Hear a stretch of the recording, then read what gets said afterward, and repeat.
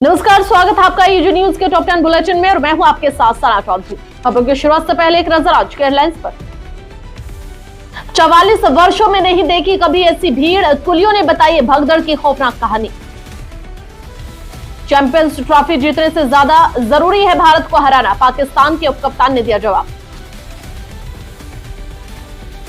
गठबंधनों में सब ठीक नहीं, विशेषज्ञों ने बताया क्यों दुश्मनों को दिखाया जा रहा दोस्त। रोहित या विराट कोहली, अश्विनी ने टीम इंडिया में सुपरस्टार कल्चर पर साधा निशाना। संयुक्त राष्ट्र के लिए हिंदी का बहुत महत्व, हिंदी दिवस पर आयोजित कार्यक्रम में बोले शीर्ष अधिकारी। ट्रंप सरकार में वीडियो कॉल के जरिए नौकरी से निकाले जा रहे सरकारी कर्मचारी, करीब 2 लाख लोग होंगे प्रभावित। पंजाब सरकार को जांचना चाहिए कि वहां मानव तस्करी क्यों बढ़ी, अप्रवासियों के मुद्दे पर भाजपा का पलटवार। लालू यादव बोले फालतू है कुंभ, सीएम नीतीश दिल्ली भगदड़ में मारे गए बिहारियों को देंगे 2 लाख। यूरोप पर हमला करने की तैयारी कर रहा रूस, यूरोपीय सेना बनाने की जरूरत, यूक्रेन राष्ट्रपति का दावा। दिल्ली घटना से नहीं लिया सबक तो यहां भी हो सकता है बड़ा हादसा, प्रयागराज जाने के लिए उमड़ रहा रेला। और आइए अब खबरों को विस्तार से जानते हैं। नई दिल्ली रेलवे स्टेशन पर 15 फरवरी की रात अफरा तफरी मच गई, जिसमें अब तक 18 लोगों की मौत हो चुकी है। इस घटना के दौरान कई लोगों ने बेहोश लोगों को ट्रेन के अंदर से और भीड़ से बाहर निकाला है। सबसे ज्यादा स्टेशन पर मौजूद पुलियों ने लोगों की मदद की है। प्रत्यक्षदर्शियों ने इस घटना को लेकर उस वक्त के माहौल को लेकर अपनी आंखों की सारी आपबीती बताई है। एक कुली ने बताया कि 44 सालों से मैंने कभी इतनी भीड़ नहीं देखी। दूसरे कुली ने कहा कि मैंने हाथों में अपने शव ढोए हैं। वहीं आईसीसी चैंपियंस ट्रॉफी में भारत और पाकिस्तान के बीच मुकाबले की उल्टी गिनती अब शुरू हो गई है।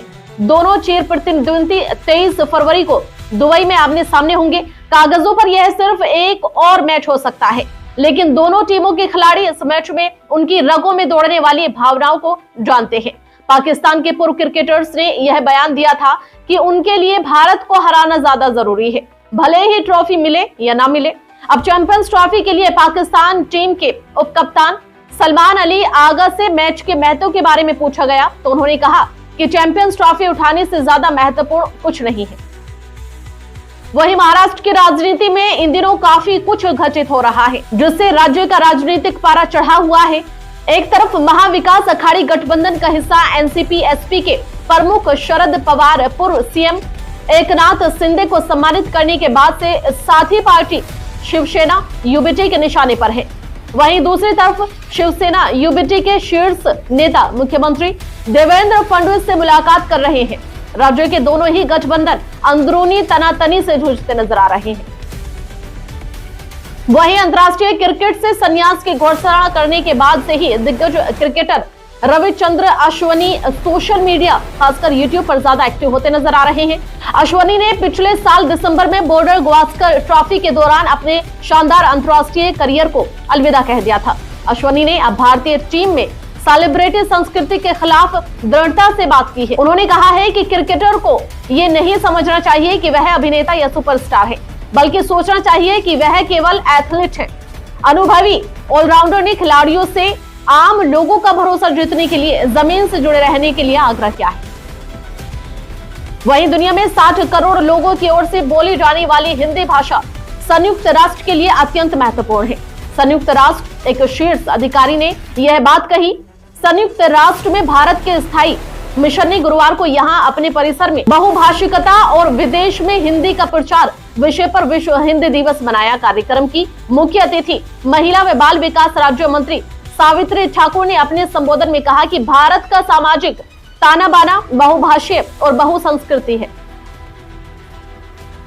वहीं ट्रंप प्रशासन में संघीय कर्मचारियों की बड़े पैमाने पर छटनी की जा रही है, जिसने पूरे अमेरिका में हलचल मचा दी है।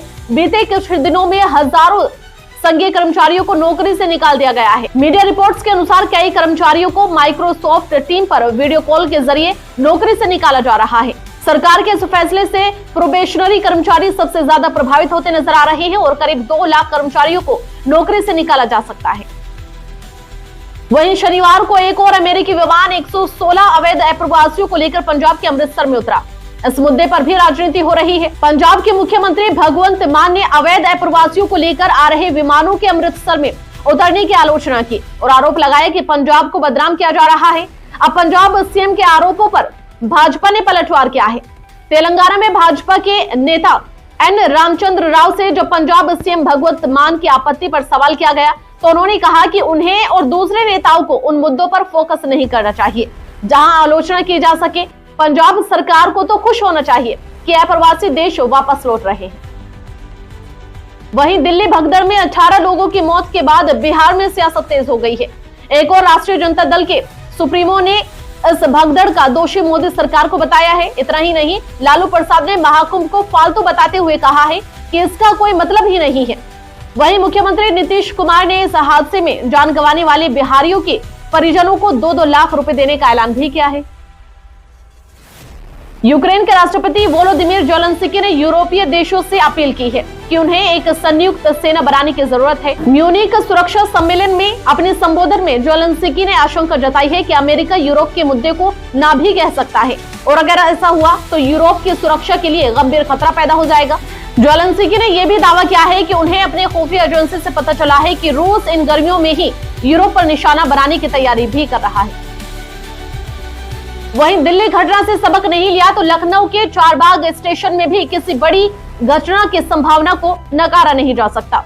यहां भी प्रयागराज जाने के लिए श्रद्धालुओं का रेला उमड़ रहा है। शनिवार को प्रयागराज जाने वाली ट्रेनें खचाखच भरी नजर आई है।